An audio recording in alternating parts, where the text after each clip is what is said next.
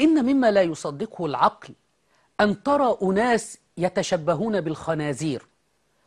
نحن نعلم أن الخنازير تتطين وتسعد بما تفعله. نشاهد ماذا تفعل الخنازير.